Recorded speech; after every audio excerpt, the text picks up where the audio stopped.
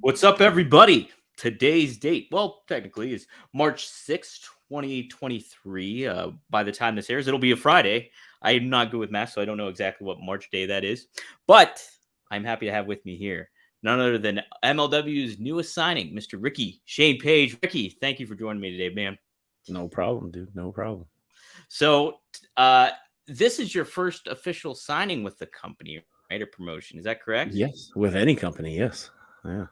Wow. So talk about that journey that you, because I remember me and you being in Philly, and you were like, you mentioned how you're like, people don't know how long I've been in the business, and No. I didn't either. And then you told me it was like since 2003, right? Is that correct? 2001. 2000. Holy shit. Okay, so tell me Yeah. about that, your journey, and then kind of making this Oh transition man. here.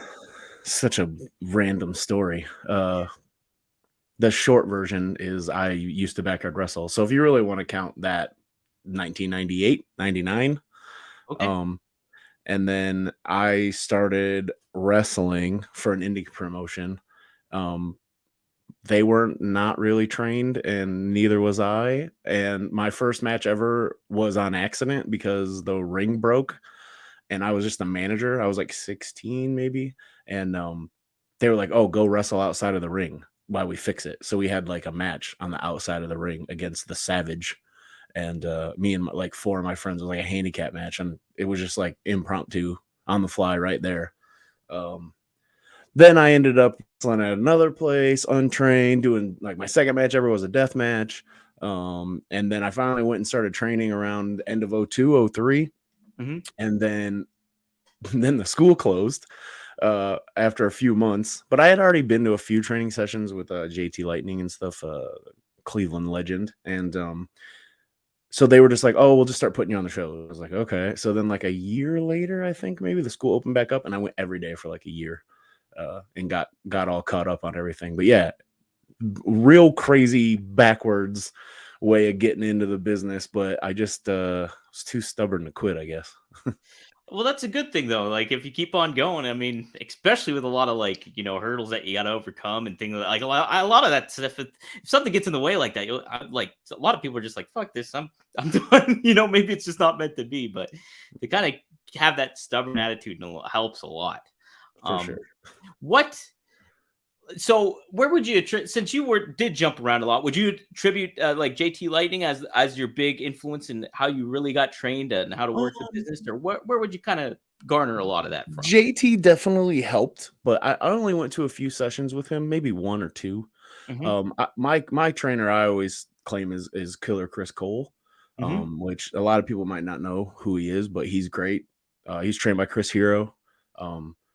Did a lot of cool stuff. Used to work for IWA Mid South back in the day. Oh, okay. But he just became a family man, and then just kind of was like, "Yeah, no more wrestling for me." And I still talk to him to this day. I just went to his son's hockey game the other day, and yeah, he showed me so much, and I was just talking to him like how grateful I am for him showing me the things that he did. And like I was found an old VHS tape, and I was showing some students some of my matches from like '04 and how bad they were.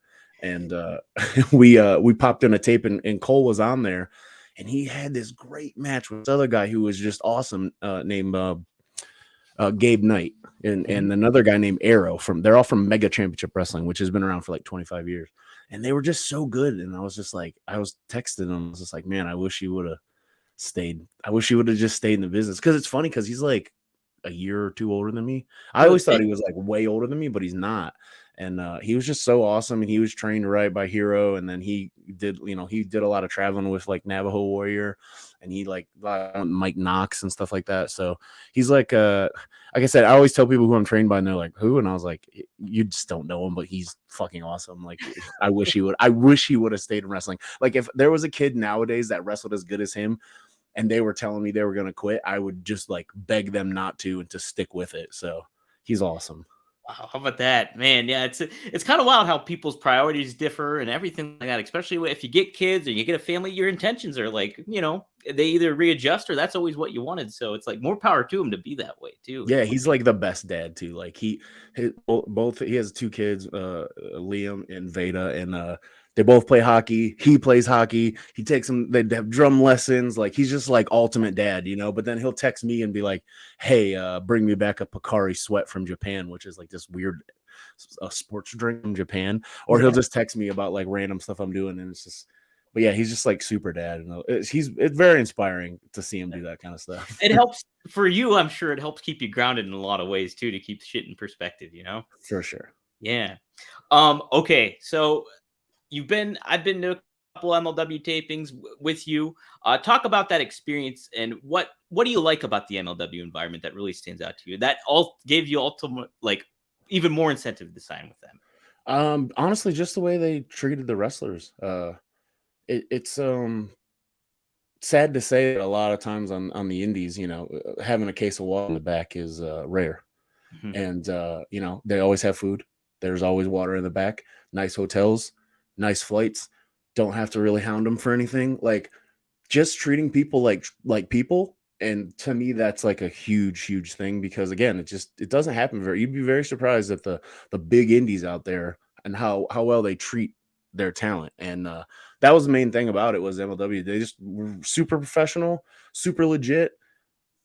I have no complaints. I mean, that place was packed last time. It was sold out. I think there was like 600 people there or something, which is crazy, you know. And like, I think people sleep on MLW, and I don't know why. And that's like one of my goals is to like get people to stop sleeping on MLW because like they're great and they got a good roster, great production. Like I don't have anything bad to say, and I am a very negative person, and I also a lot of times get myself in trouble and just say what I mean.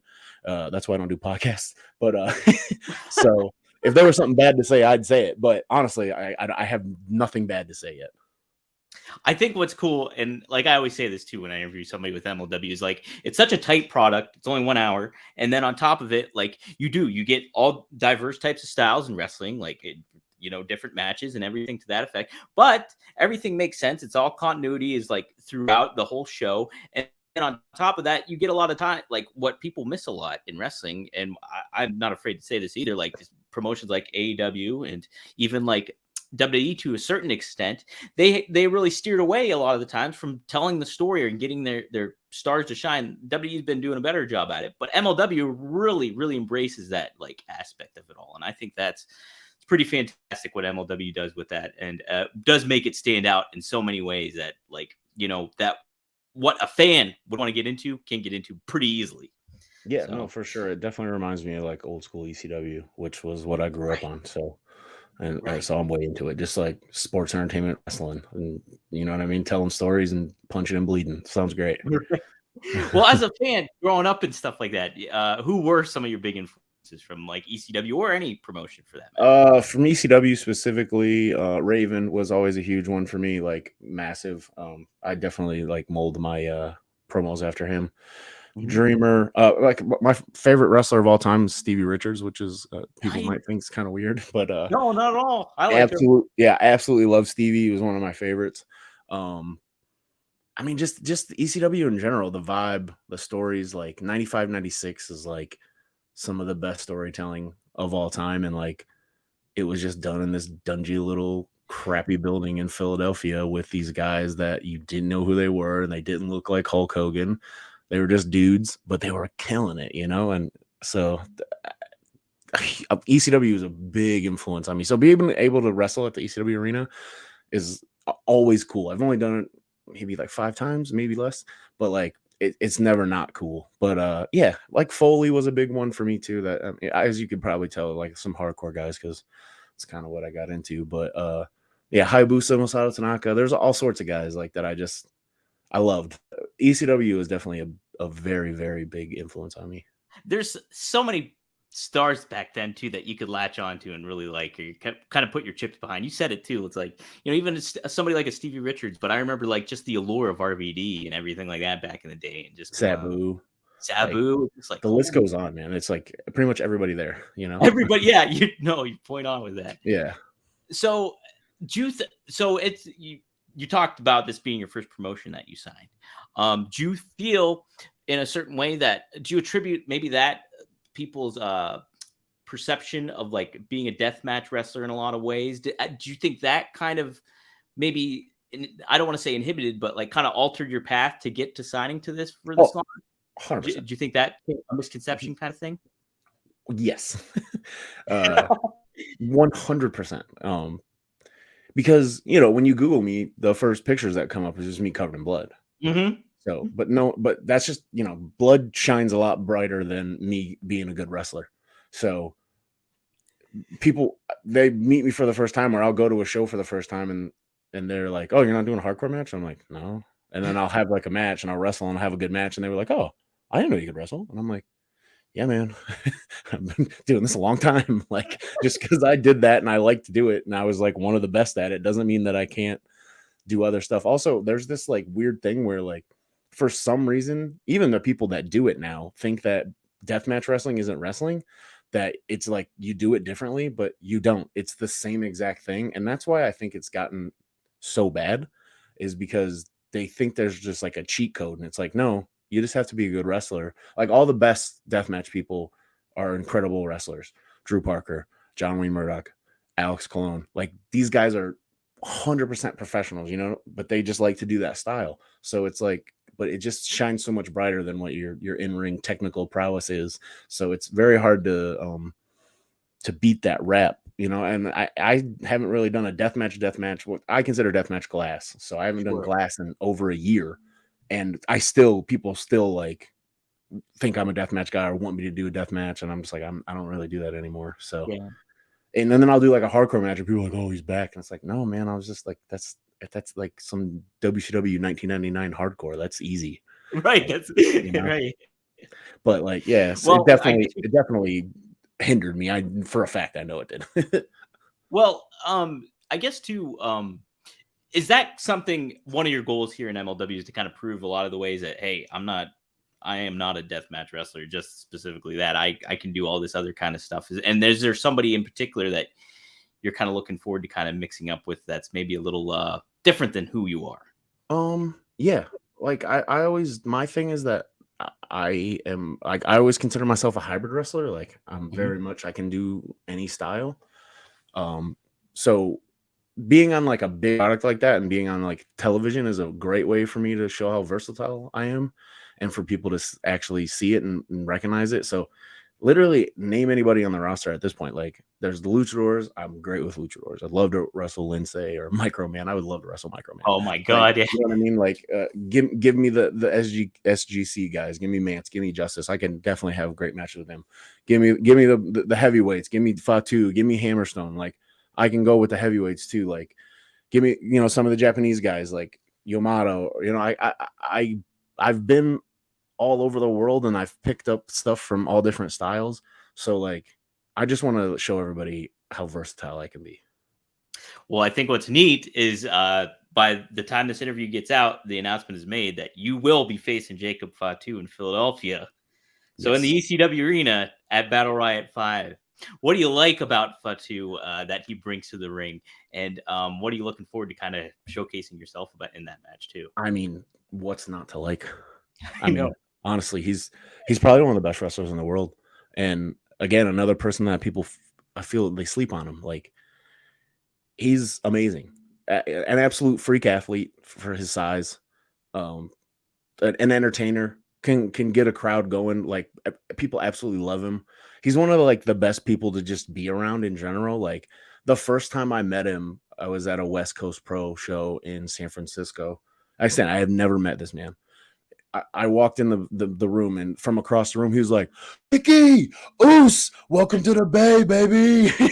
And I was like, "What's up, dude?" And I went and said hi to him. Like literally, that was our first meeting. He screamed at me from across the room. So like, I've been in the ring with him a few times, and every time it's been great. So I'm really looking forward to that. I actually just found out about that today. So yeah, I can't wait. Like he's amazing. Like should be a millionaire. You know what I mean? Like one of those kind of guys, like once in a lifetime kind of guys. And even like to stick out that much and be that good in his family, like think about that. Like Right. that's crazy because his family is like insane. You So look at it, it's just nuts. but he's probably top 3 in the Right. bloodline. Like for real, he's amazing. 100% he is too. And Yeah. you're right too. He's got like, he should be a millionaire, and because he's got like a millionaire personality. Like, it's just like he's so engaging. He's wild in the ring, but he's like one of the best people to hang out with backstage or anything like that. Yes, 100%. I'm excited for it, man. Me too. Okay, I guess we'll get to a couple fan questions here that Let's do were it. asked on Twitter here.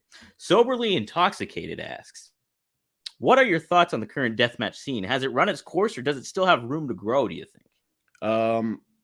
I think it's absolute trash. Straight up. I mean, there's some good guys out there, there really are, but for the most part, it's the same shit over and over and over again. It's the same spots that myself and Matt Tremont were doing 7 years ago. Every match is the same. It's so repetitive and boring. I just, that's one of the reasons why I got out. I think people think it's like this cheat code to get over on the internet, which it is, but people don't realize how small the internet is and how small of a bubble Twitter is. So like, I loved it when I did it because I loved it. When I first started doing it, I was shunned for it. Like, people would call me a trash bag wrestler, or he doesn't know what he's doing, and blah blah blah. Like, to do a death match in 3, 4, 5, 6, 7, 8, 9, 10, like, you weren't cool. Like, it was often, in fact, the opposite. So I think there's room for it to grow if the wrestlers and the promoters just pull back a little bit. They give too much and there's nowhere to go. So if they just pull back a little bit, I think deathmatch wrestling can be palatable to everyday people, but you have to do it the right way.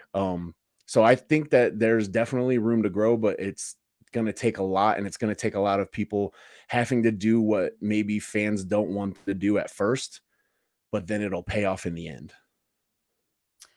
I agree, and I agree with that kind of like take on it, and with wrestling across the board in certain ways, because it's just like, if you pull back a little bit on what you do, it's like those things will mean more when you do make that choice to do something in the ring or something crazy or anything to that effect. And so it's just like, less is more.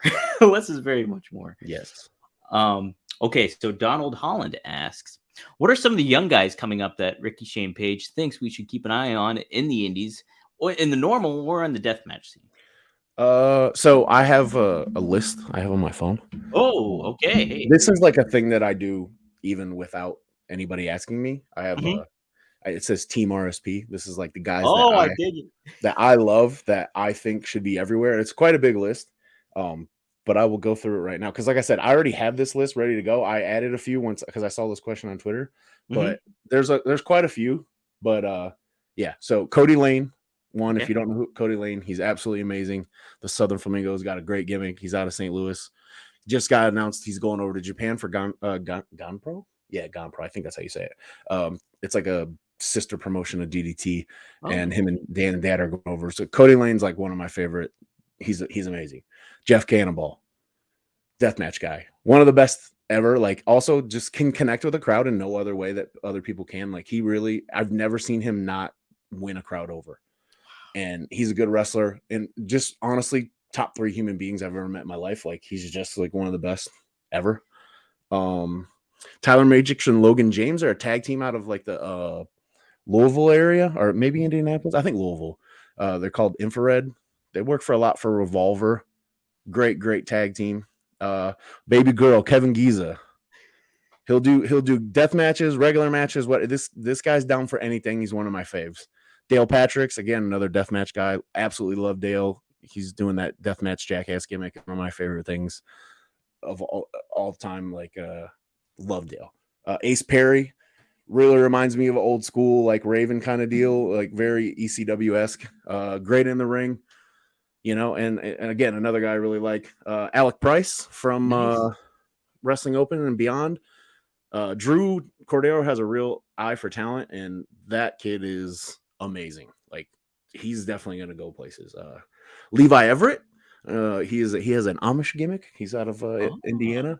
Absolutely wonderful human being. One of the hardest working people I've ever met in my life. And again, another guy who just gets over with the crowd. People don't realize how important that is, and it really is. The premiere, it's super. Yeah, it's mainly the most important if you really think about it. Yeah, you could be a terrible wrestler and still, dude. If you like, I go to this show KSW. Sorry to go off topic, but I go to this No. show KSWA in Pittsburgh, and like it's the wrestling's, can be up in the air, but it's all about the personalities. You go there for the personalities and see them get Exactly. hmm Another tag team, they're called the Premier, SK Bishop and Campbell Myers. They're out of Kansas City, trained by Seth Rollins. Really good kids. Absolutely love them. They're young, but they're gonna do something big. Lucky Ali out of North Carolina, one of the most entertaining people I've ever seen. Fucking jacked, athletic. His promos are great. Go follow him on Twitter. He puts up great promos, and he's absolutely hilarious. Love him. Ashley Dembois. Okay, Yeah, I think she's working for NWA. I can't remember, somewhere. Is she doing Women's Wrestling Army, or am I mistaken on that? Maybe. Yeah. Anyways, she's really good. Yeah. She's super young too, super athletic, very good. Philly and Marino, the PME, to another tag team out of Cleveland. Like day one RSP guys. I love those kids. They're absolutely the best. One of my students, Zach Thomas, who's Greg Iron's little brother. No way. Great wrestler. Yeah, and he's doing really well. He's in a tag team as well with Dread King Logan. They're doing really good in Michigan and stuff like that. Not a young person, but Zoe Sky is one of the best women's wrestlers out there, and I wish people knew more about her because she's absolutely amazing. Miracle Generation, again, another tag team. A lot of tag teams. Miracle Generation, another wrestling open tag team, and just made their debut at West Coast Pro. Absolutely amazing kids, super young, and have nowhere to go but up. Vert Vixen, another one that I really enjoy. She's awesome. When I was booking at Circle 6, I had her out. I think she's really great. She's really receptive to feedback and stuff like that. So she's going to do well. Luke Jacobs, he's in England. He reminds me of Pete Dunne so much. I wrestled him at Progress in Wales, and he's like 20, but you would think he's been wrestling for 30 years. He's just so calm, cool, collective, and just like has a presence about him. Some other kids, CPF out of England. It's like a faction called Close Personal Friends. It's like Joe Lando, Danny Black, Maverick. Oh God, what's the other kid's name? I can't remember. Anyways, they're really great. I wrestled with them in England as well. Again, good young kids. Two more. Harlan Abbott. He's out of Canada. His name used to be Heavy Metal. He's an old veteran, been around forever. He's trying to break out now. He's from the Calgary area. Absolutely amazing wrestler. I worked with him. And the last one, Charles Crowley. Again, another guy from England. His gimmick is absolutely hilarious. He gets over with crowds every time. Looks like $1 million. Still young to the business, but he's gonna be really good in a couple of years. So yeah, I constantly like scout talent all the time, and I try to help people out. So that's Team RSP right now. Team RSP, I like it, man. I tell you too, Zoe Sky, she was in MLWs, and like she's got a fire about her, man. She's great. Great. She's absolutely great. She's from Ohio, from the Cleveland area. I've known her forever. She's absolutely wonderful. Good veteran to have in the locker room. Underutilized to the max. Like, again, another person that should be a millionaire. Like, she's absolutely amazing. Man, yeah, there's a lot of great talent out there, and she's definitely one of them. Yeah, it was kind of neat. I was watching a little documentary about you on YouTube, and you mentioned how you really didn't start feeling you could do promos that well until you did the Nick Gage feud, I think, in GCW. Talk about really you mentioned Raven. Is there anybody else that you've kind of taken from that you're like, man, yeah, that's kind of what I want to adapt? And it can be outside influences too of wrestling, if there's anybody. Yeah, Raven for sure. Foley, Shane Douglas. Outside, I don't know. You know what? For me, it was just I never talked because I wore a mask for the first 10 years of my career, and a lot of people know that. And I was Christian Faith. I was in a tag team called Faith and Nothing. A lot of people don't put it together, and then when I tell them, they're like, "Oh my God, that was you!" And I was like, "Yeah." So, so I just didn't talk. And then once I started talking, I got really comfortable with it, and I just feel like it's kind of parts of my personality that I just take the and when I'm a heel, it's like the part of my personality I don't like, that where I know I'm a dick sometimes, and I know I don't don't say things the way I mean them, and they come off really, really mean. And I'm just trying to be honest, but that's something I have to work on. So I'm just like, okay, well, I'll just do that in a promo. I'm just gonna say what I mean, and then you can take it however you want. And it's gotten to the point where some of the wrestlers are like, "Hey, man, are you guys cool?" And I was like, "What? Like, yeah, what do we? Oh, I don't know that promo." And I was like, "Dude, it's a promo. Like, what are you talking about? I'm trying to get people interested in this match. Like, if it's a little too close to home, sorry, I guess. But if you got a problem, just say something. Like, I didn't mean it. What are the lines? Yeah, like so. Yeah. That's just what I tried to do. And like I said, it's just me, but it's just a part of me that I don't like. So I'd assume if I don't like that part of me, other people aren't gonna like that part of me. Right. No, that's the way to handle it, though. Is embrace that side you don't like about yourself. I mean, that's yourself better than anybody else. So, Sure.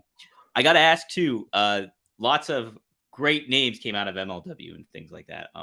And one of them is like the biggest heel in wrestling, is in MJF, former faction partner of Alex Hammerstone, the world champ, and Richard Holiday as well.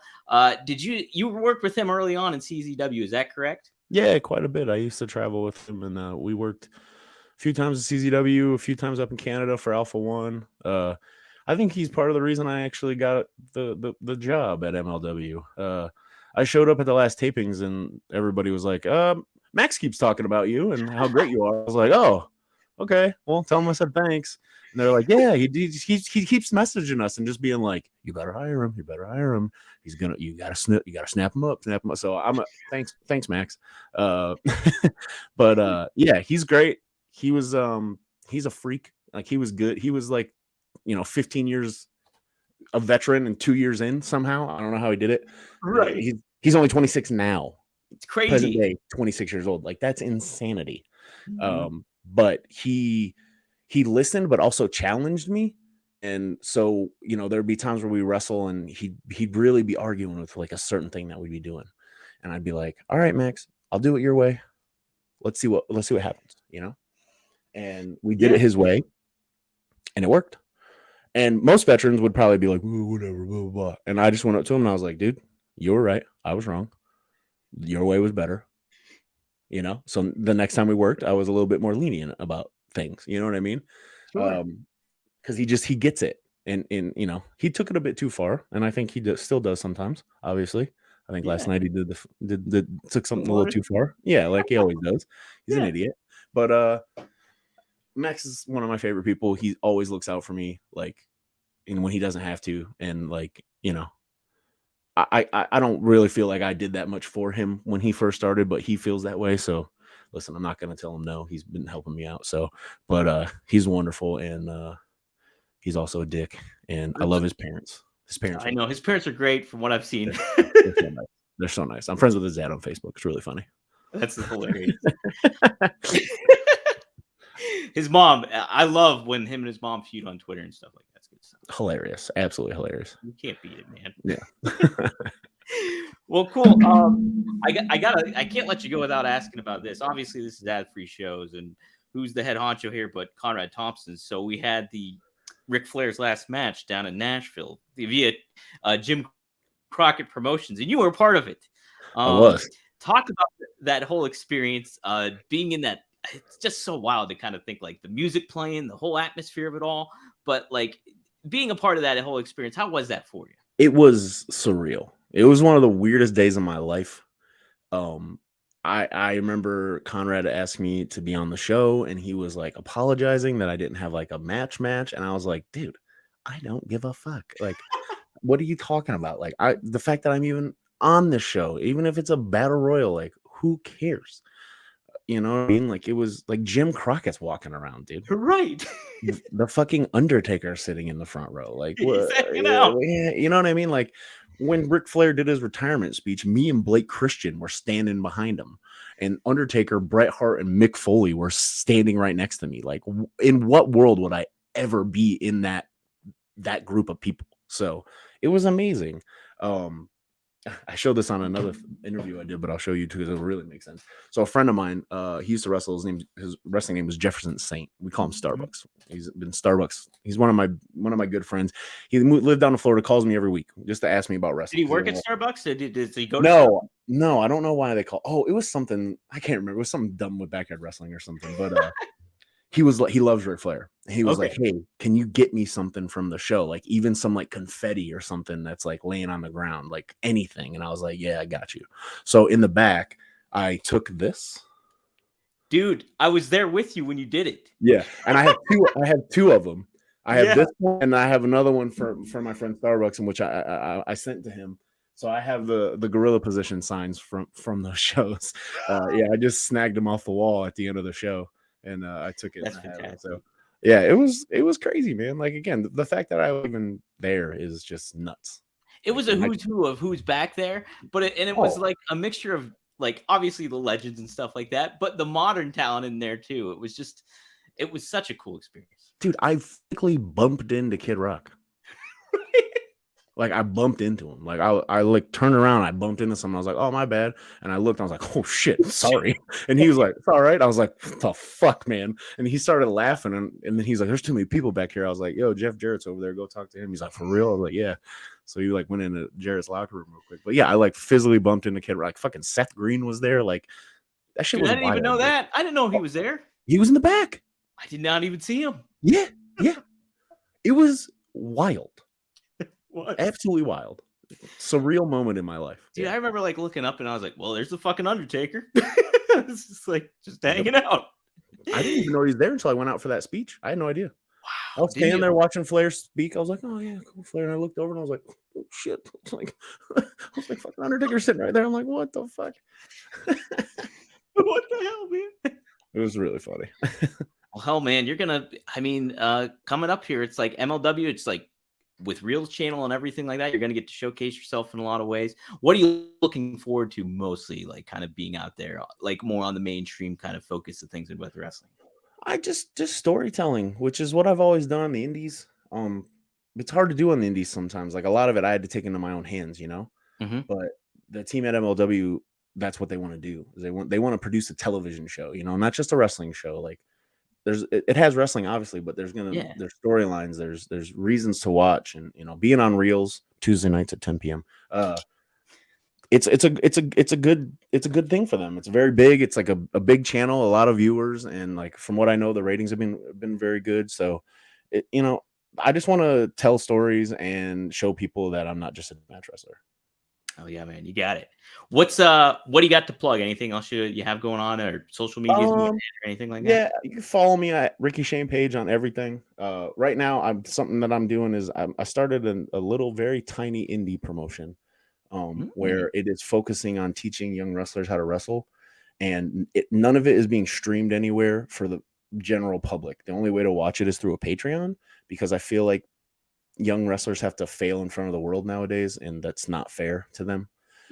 When I was younger, I had a million indie shows that no one ever seen, so I could learn how to wrestle. So that's kind of what I started, was a shindy, if you will. Shindy. But it's going to be me and some other veteran friends that we're going to introduce like producing and agenting for indies, because that doesn't happen a lot either. So a lot of times when you get to TV, like you don't really understand how that relationship works. So I'm going to be agenting, and some other friends of mine, we're going to be really hands-on and just teaching people. So if anybody's interested, you can go to rcwwrestling.net and you can sign up for the Patreon. And again, the only way to consume this is through the Patreon or being a subscriber to my Twitch. It's the only way you're going to see it. And if anybody's caught sharing anything, they're gone. So yeah, I want to build a very tight-knit group of fans that are there to help grow and have it be a safe place for these wrestlers to learn and fail, because I think the key to success is failure. So 100%. Hey, yeah, I'll just did a podcast where I heard Eric Bischoff say that.